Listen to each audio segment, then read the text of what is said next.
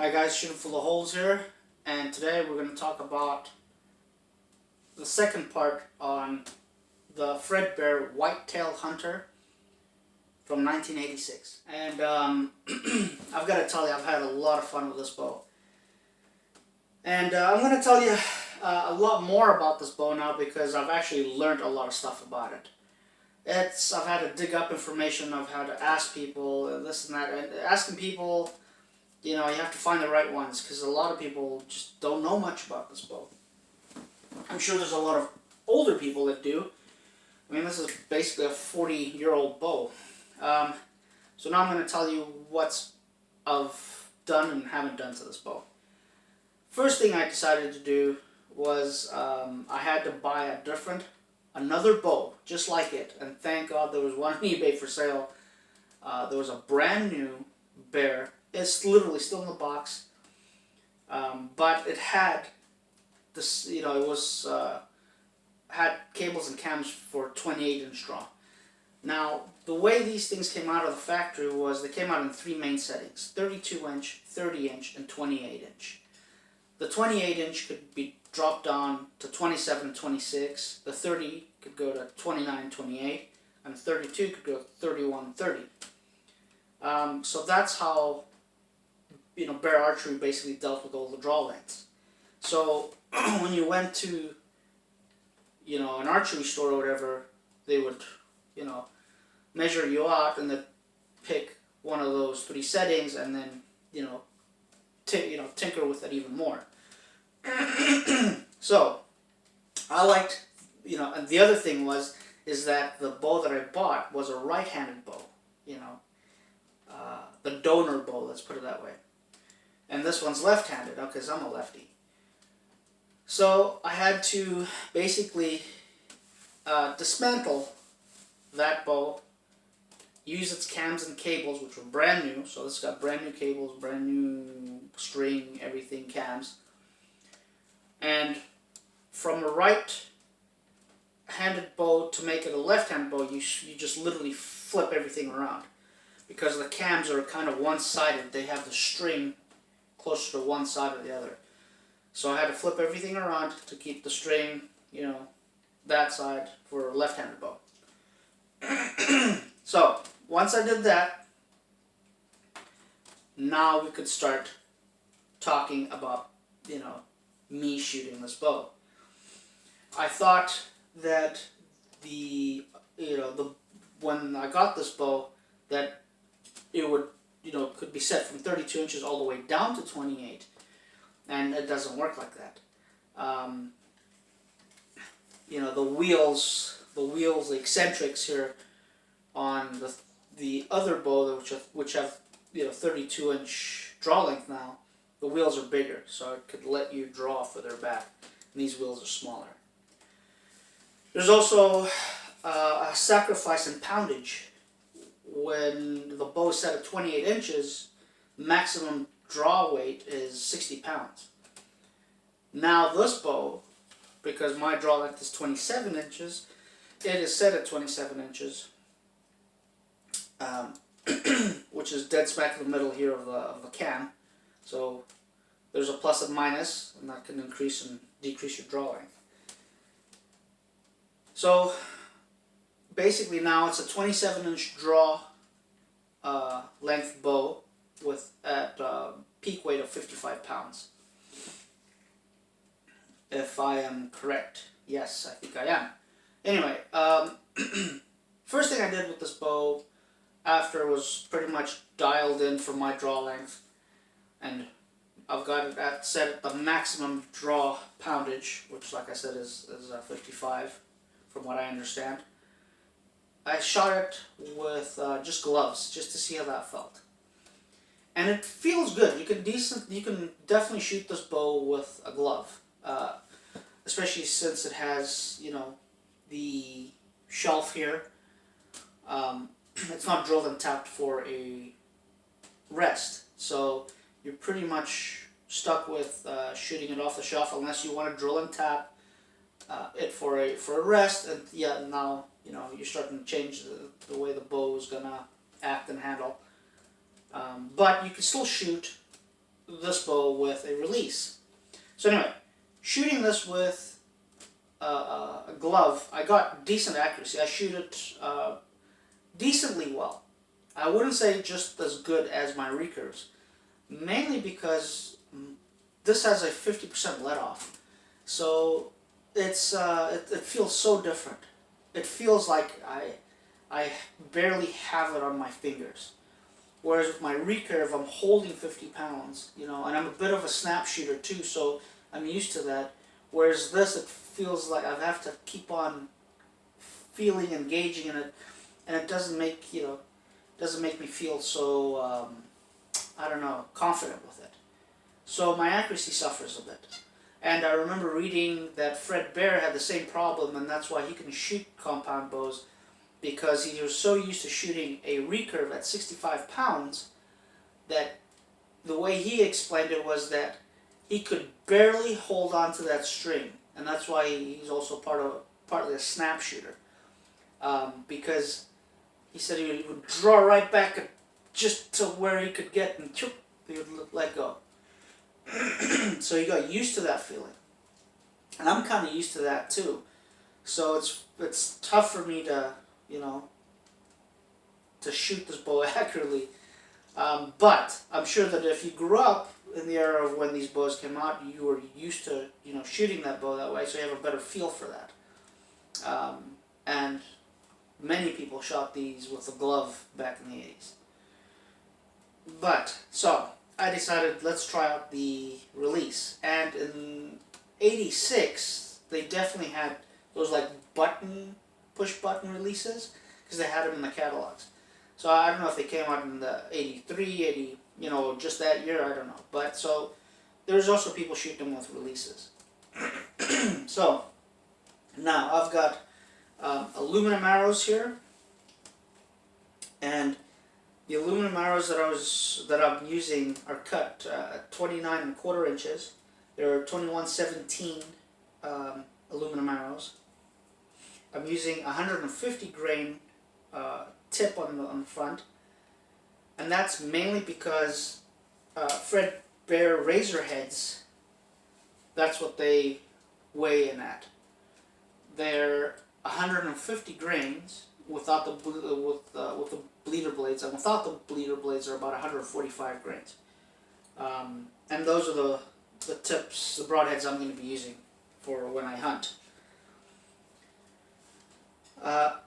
But the other thing is that I shot carbons through this, and you can see those carbon arrows there, and I'll tell you now, the carbon arrows fit a lot better, they penetrate better, they shoot a little nicer.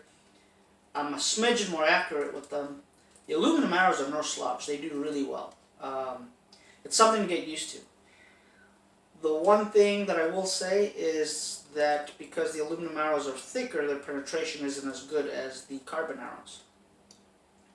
The other thing is because the diameter is thicker, it kicks off the shelf a little bit more, so you have to really paper tune the aluminum arrows to function better for the bow.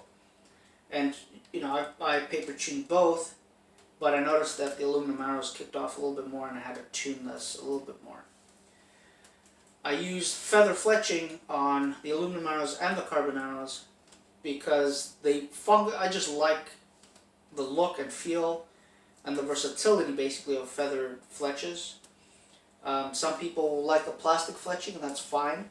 One thing you have to remember is that basically this is a recurve that they turned into a compound. That's the way I look at it. So when you have your arrows fletched, or if you buy arrows with fletching, you have to make sure that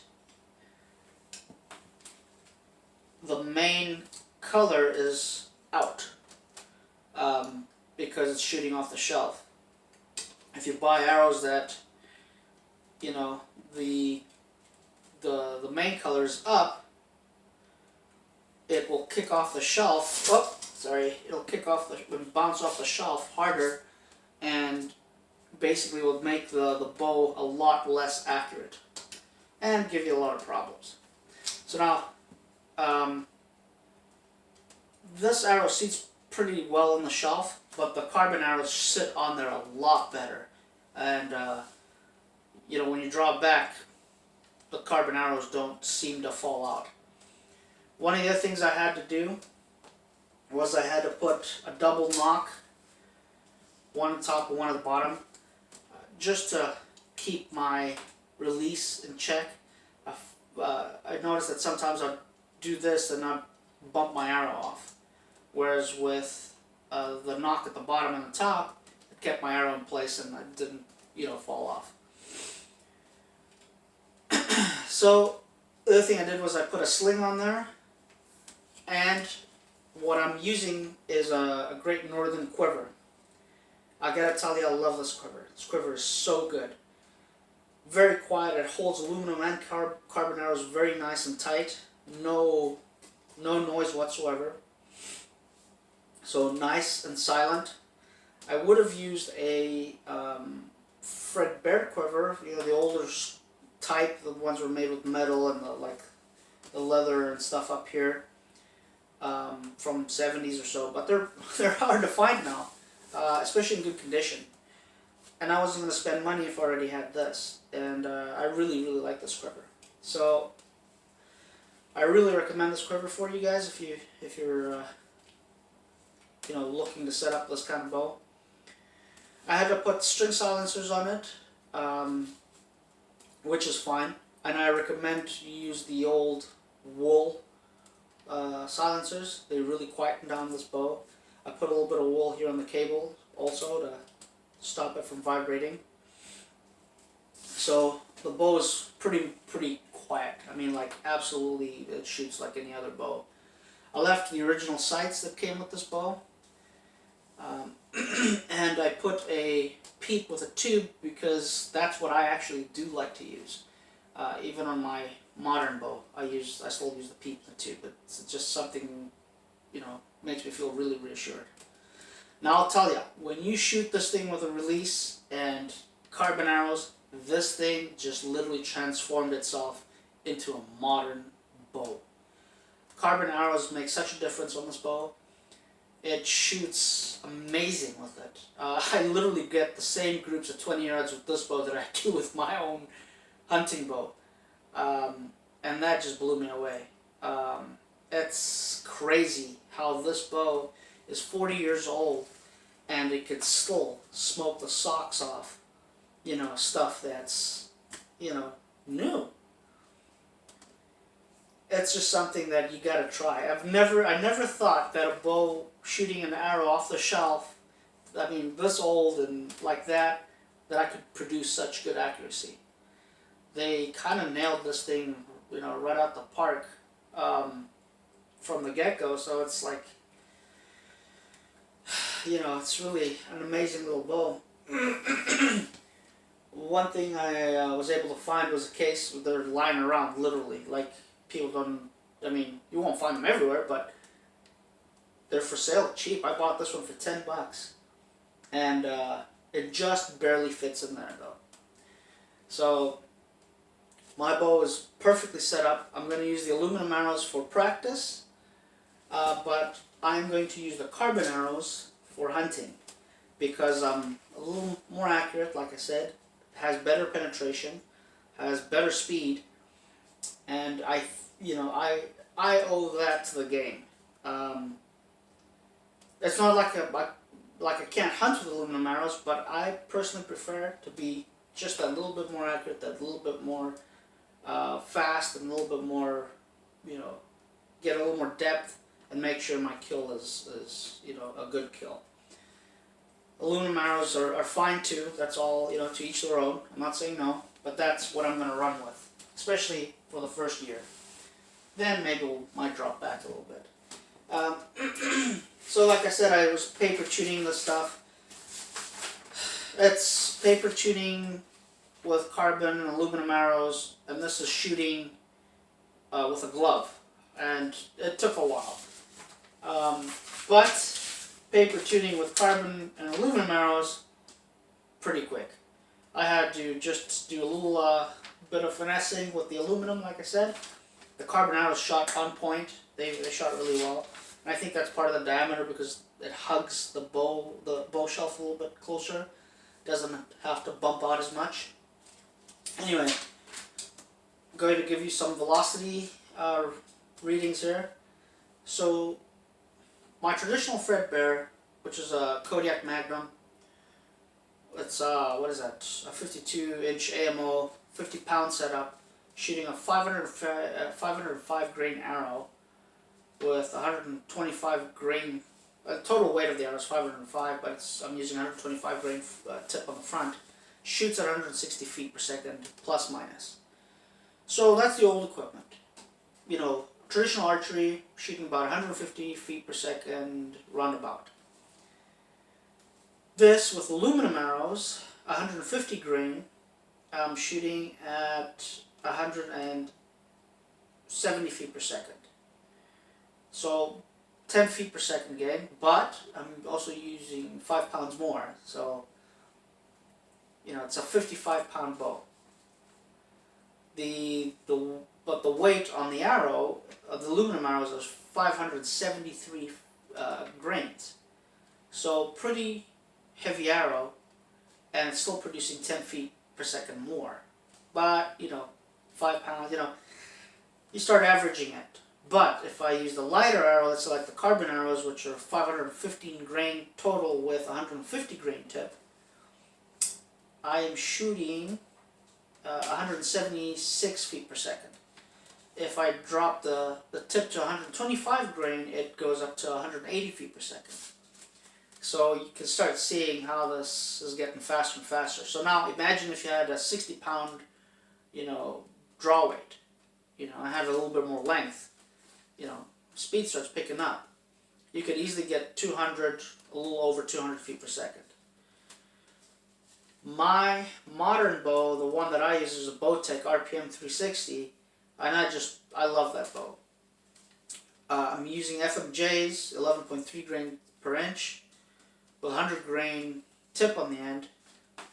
All these arrows are cut to 29¼ inches, which is the length that I like to keep them at. The total arrow weight is 466 grain, and that arrow out of that bow is shooting at 260 feet per second on average. So my modern bow is only shooting about 100 feet per second faster, you know, 90 feet per second faster, 80 feet per second faster, you know, depending on what you're looking at. But that's the setup that I like. I mean, I'm using a heavy arrow. Most guys keep their arrows around 380 to 400 grains, and I'm at the 460 grain. I believe in heavy arrows, and the old timers and anybody will tell you that knows their stuff will tell you that it's not the speed. It's not the speed. It's the accuracy and the penetration that kills deer. So you've got good accuracy, good penetration, you got a dead deer. Anyway, I'm going to shoot an aluminum arrow through this really quick, just so you could kind of get an idea for what this bow shoots like and sounds like when it's shot. And I'll tell you, it's absolutely amazing. It might not be in frame, but just to give you an idea,